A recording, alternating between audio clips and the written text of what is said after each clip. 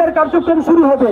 এখানেও কথা হলো যেহেতু সব রায় আছে, আগামী কালকে শুক্র শনির পরে রবিবারই শুরু করতে পারলে দৃষ্টান্তমূলক ব্যবস্থা হতো।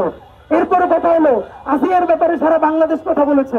ভাই, বাংলাদেশের প্রত্যেকটা ঘরে ঘরে কম বেশি ডোমেস্টিক ভায়োলেন্সে শিশুরা ধর্ষণের শিকার হয়।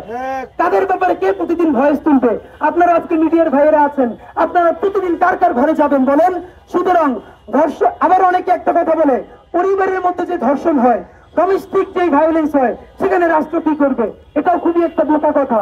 এর কারণ পরিবারে যে ধর্ষণ করে তাকে যদি রাষ্ট্র শাস্তি নিশ্চিত করতে পারে তাহলেই আর পরিবারের মধ্যে ধর্ষণ হবে না।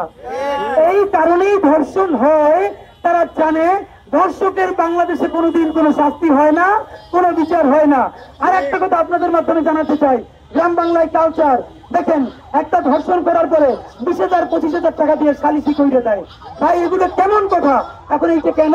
এইটা ওই যে রাষ্ট্র এইখানে সে শক্তিশালী হতে পারে না, এই জন্য ধর্ষিতার বাবা মনে করে আইনের সাপোর্ট তো পাবোই না, তাও যদি গ্রামের লোক দিয়ে 20,000 টাকা পাই যদি কিছু হয়। সুতরাং আমরা বলতে চাই, আর যদি কোনো আসিয়াকে আপনারা দেখতে না চান তাহলে অধিকৃত শিশু বিচার ট্রাইব্যুনাল করে 90 দিনের মধ্যে মামলা নিষ্পত্তি করার আপনারা সিদ্ধান্ত নেন।